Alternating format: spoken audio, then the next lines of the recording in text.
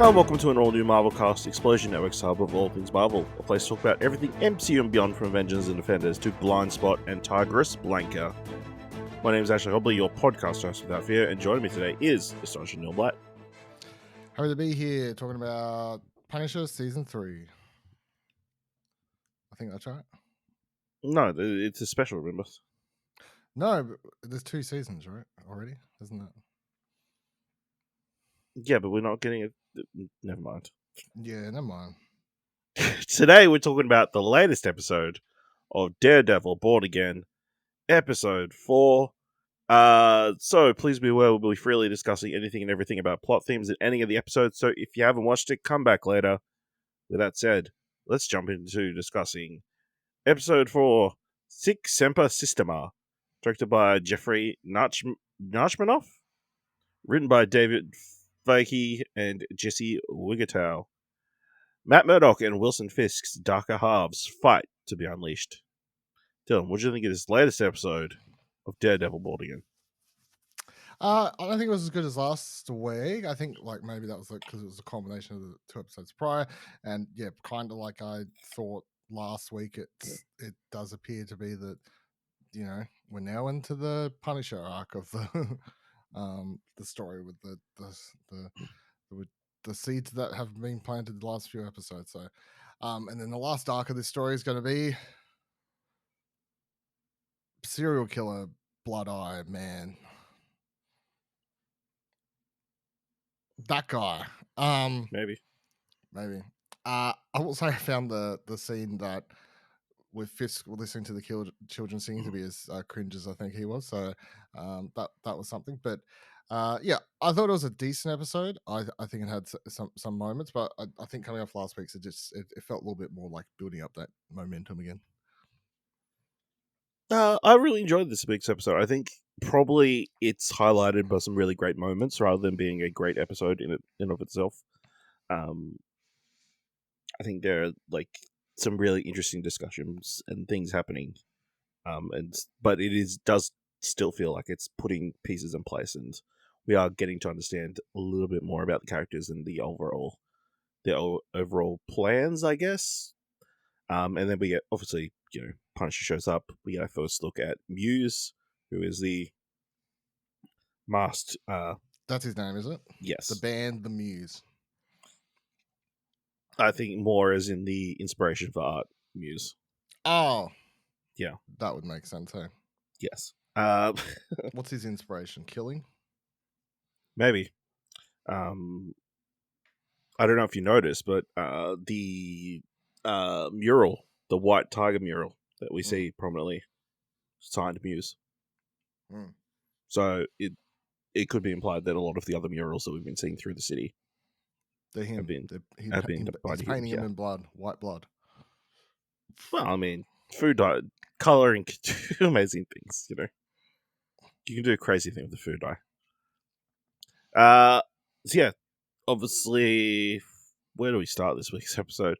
We kick things off with Matt Murdock coming out of the morgue following Hector's death, collecting his personal belongings, when his discussion with the mortician? No. Yep. What's the word? That's it, isn't it? Mortician? Coroner? I think that is it a coroner or is it a mortician? They're 2 completely different things. One dresses. I guess it's the coroner, he's looking into. Yeah. Coroner is the person who looking to put out a dies. Mortician is to prepare you for the funeral. Yeah, so I guess it's a coroner. Yeah. Hector's niece appears, a character we have not been introduced to before. Which I feel like is an oversight. Wasn't she in the You see, maybe she was in the courtroom, but in the courtroom, yeah. She hadn't had a speaking line prior to this. No, I only it's because I looked up the White Tiger after we recorded last week's episode, and then legacy and that kind of stuff. Hey, their history and stuff. Well, I didn't know much about the character, so after we recorded last week, when I was laying in bed, I just Googled the character because I didn't know anything about him, and Google told me that apparently in the comics she takes up his mantle eventually. So I think there's 6 or 7 White Tigers. So.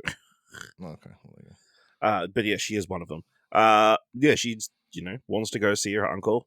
Matt's he's got a massive bullet head in the side of his head. It's probably not a great idea for a little girl. Which I think is totally fair, to be honest. Totally fair.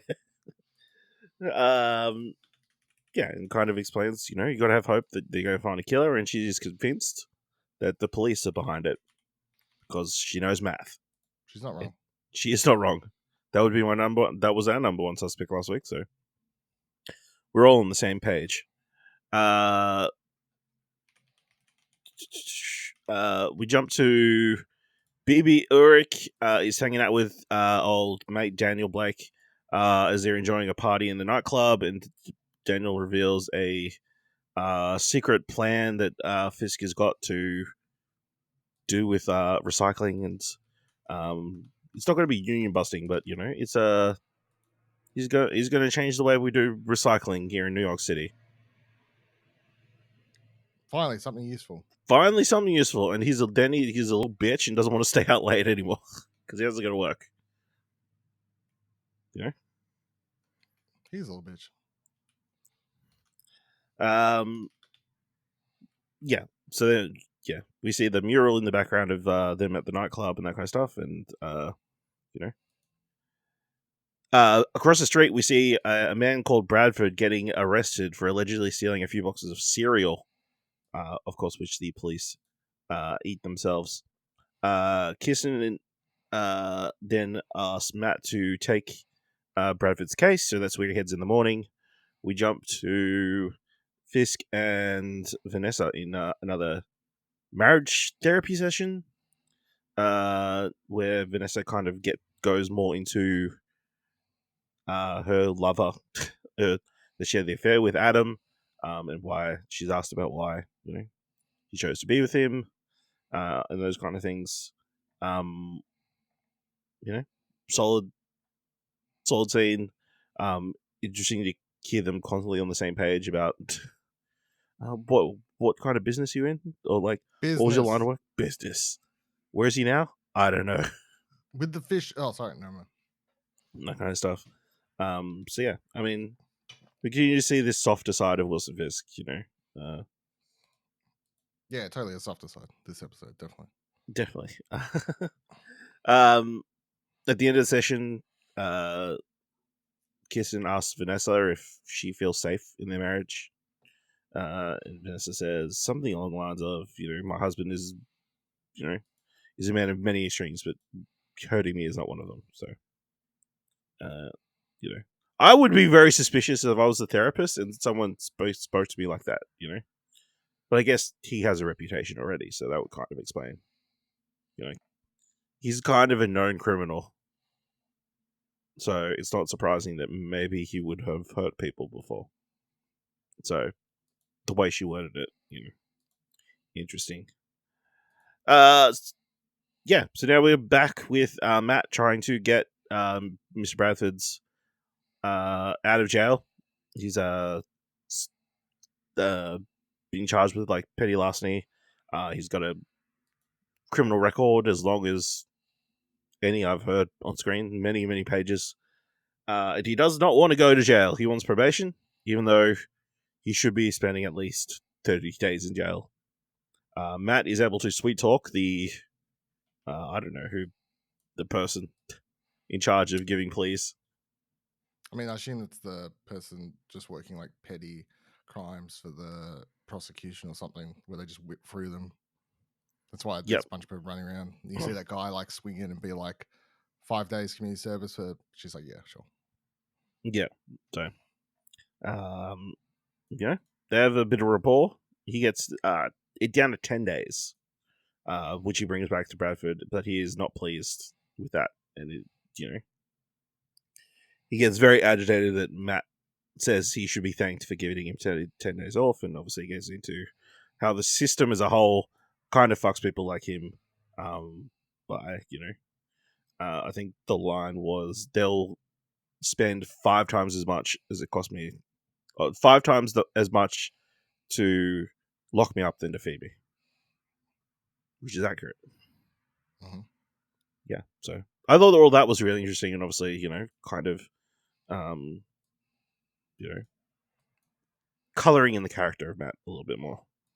I'm like, I like this scene, but I'm also like, are we just showing this to less for, I don't know, like, is it less for Matt's character and more for the audience to help understand the character? Like, I was just a little bit like, what do we, you know?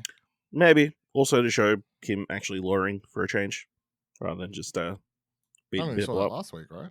Well, I guess this is probably more what you do as a lawyer than actual court cases. His type of lawyer, I guess. Yeah, maybe so. Yeah, it'd be interesting if that's a thread that's ever picked up again. If this character ever shows up again or plays a role going forward. Also during this session, Matt comes across detective or officer. The guy. Yeah, I can't find him in this. Officer Powell, who was the the person he got into a fight with in that apartment. And Matt kind of questions him and just outright asks if he had anything to do with the Hector's murder. And based on his heartbeat, it would imply that he had nothing to do with it. Interesting. But he is setting something up for like 6 o'clock later in the day, which I thought Matt would follow up on, but clearly didn't. Apparently not. He stopped caring. He did. We cut to the port, and Fisk outlines his ambitious plan to do a full structural overhaul of the port of New York City. Something that Sheila quickly shoots down. As got all that red tape. It's not how the system works. You can't just like write, presidential orders and like get all these things rushed through without going through the proper channels. That's not how government works. Everybody needs to agree on it and have a say on it. You know what I mean? Yes. I try and get stuff approved all the time in my local city. You don't know. Yeah. I'm fucking, So they're they're going to put the proper steps in place, but obviously this is like his big plan or big thing that legacy, I guess he wants to make in the city of changing this one section of the city is not that good and like overrun by the criminal element. And it is pointed out by his right hand man. There's been a bunch of crime activity in the area in the recent days. So, reminding him that someone needs to step in as the head of crime, otherwise, gang shit is going to continue to play out. Gang shit. So then Fisk goes to visit an elementary school where the kids are singing "We Built This City" out of tune and out of time. We built this city. It was very distracting. Like, is it my audio that's wrong? No, it's just these kids. Some of them are like a couple of seconds behind. Or they're like really far away and it takes so long for the audio to follow. But it turns out that the story of Fisk wanting to, reform garbage in the city has been broken, and Daniel, let Sheila know. Sheila arranges to get that meeting scrapped from the day's proceedings and rearranged. After turning down another song from the kids. God. I mean, what incredible acting of like, it was the acting of like, this is almost torture, but I can't show it. It was just the little hands twitches and that kind of stuff. Great acting. Yes. So they're heading to another event at the Latvian, I don't know, embassy, I guess, because it's International Latvian Day or some sort of holiday, including Latvia. Fisk calls an all hands meeting. They walk into the room. He's introduced to the Latvian congregation, and they start singing "We Built the City" in Latvian. What a great joke! One of the funny walking up the stairs, and after he spits it, it's like, "I want all hands on meeting." Just his reaction of like, "Where am I?" He's just getting taken anywhere and everywhere. Yeah. So then we do hard cut to that open meeting where Fisk is laying down the law of like we won't accept leaks like this in his administration. He wants to know who's responsible. Daniel takes responsibility and, just grovels effectively at Fisk's feet, professing his love and loyalty. And Fisk shows pity slash, knows that he would want a super loyal person like Daniel around for the future. But, yeah. I thought this was a really good scene, especially from Michael Gandolfini. Got The to see him most he actually talked. yell and show a little bit more of the kingpin we know is underneath there for the first time in a while, I guess. Yeah, he's still there. Underneath. It was very interesting to watch Sheila's face during that last interaction. Like, it was interesting where they chose to focus the camera. She was watching this, like a mentorship or, like, kind of blossom, I guess, for good or worse. Yeah. He's so gonna die. You think so? Oh, yeah. Like, how so? I just reckon he'll fuck up again.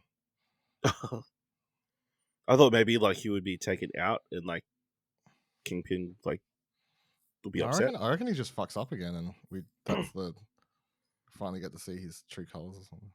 Maybe. Or maybe, he positions him as I don't want Vanessa as the head of. I don't want Vanessa as the head of the. I don't want Vanessa as the new Kingpin. I want this random idiot. This random idiot as the new Kingpin, yes. Well, he's super loyal and will let Fisk know, so. True. Or maybe it's too on the nose. Because obviously, you look at the casting of Michael Gandolfini. You go, he should be a gangster. Should be in some sort of mob, right? What happens next? Then we have Matt kind of investigating the crime scene where Hector was killed, because obviously there was a missing casing that the police never found. He uses his smarts to he knocks a glass over that, I don't know, did you know it was there? And he just follows where it went. And how lucky is it the bullet casing was just right there in the gutter, not falling all the way down to the sewer system. First thing he grabbed too. First thing, yeah. It's pretty good. And then he starts walking to somewhere. An abandoned building. Up an escalator. Oh, no, elevator. Down a hall, into a room filled with guns. He says, "Oh, anybody here?" And a raging Frank Castle comes pushing him against the wall with wielding an axe. I don't think he even says anything. He just goes. Yep. At least that's what it sounded like to me. Yeah, but it's definitely what it sounded like. I mean, this is very interesting because I don't know if you saw this week. I think the creators outright said that this show takes place 7 years after the events of the Netflix series. Really? Okay. Yeah. So that means Frank's been the Punisher for 7 years as well. So, yeah. And then we get a great, Matt Frank scene, in which, Matt reveals that the bullet casing has got a Punisher logo on it. That's kind of fucked up. And, he's like, what are you going to do something about it? Are you going to help? Seeing as you've become this symbol for, copycats and psychopaths. And he's like, that's got nothing to do with me. It's got nothing to do with me. And then Frank kind of turns the tables on Matt and says, the reason you really came here is because you want me to give you permission to get back out there to allow justice. And then he gets into, Bullseye not being dead and him being, him feeling guilty about Foggy's death, which is pretty rough to watch. Just to say his name. That was probably the best scene of the episode, I think. I mean, anytime these two characters show up in the same room, it's fucking fantastic. So yeah, just pushing each other, and they kind of know what buttons to push on each other instinctively. I just love him calling him Red, just nobody else does, and all that stuff. So yeah, really fantastic.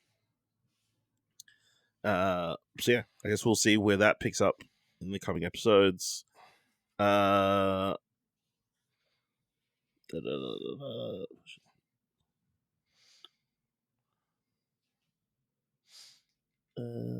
do we go from here? Then we go back and see Fisk and Vanessa talking about, stuff in their, they're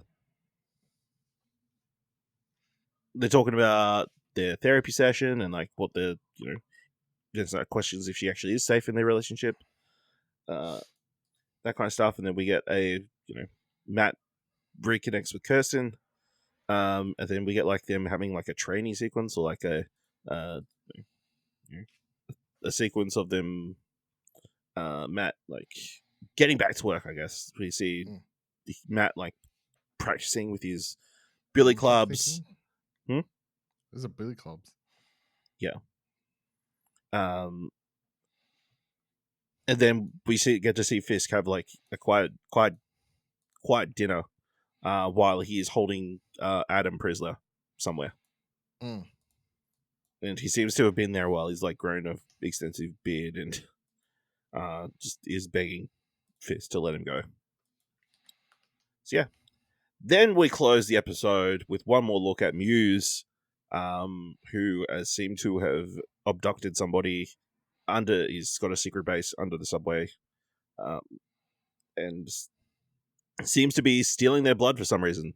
We see like some images of like paintings he's making and that kind of stuff. Yeah, I mean that's kind of it for the episode. Well, I mean, I don't know. Yeah, do you know about this person, or did you just Google it? Like that's the. I googled it a little bit. He's he's a very recent character who seems to have played a role in like the storyline in the comics of Fisk becoming mayor of New York City. Okay, so it's from like the same. He's kind of an instigating factor in Fisk getting into anti-vigilante stuff. So okay. So yeah, interesting place. Good episode in my opinion. Any other thoughts this week? When do we get Karen back? Season 2. It's just still disappointing, you know what I mean? I know. Karen knows Frank. She does. They're good together as well. You know, so... Let us know what you thought of this week's episode of Daredevil Born Again by going to find us on Blue Sky at explosionnetwork.com or find us on other social media at ExplosionPod. If you want to help us out here at All New Marvelcast, leave us a review on Apple Podcasts on Podchaser. Leave us 5 stars, and you can leave 5 stars or just tell people about the show.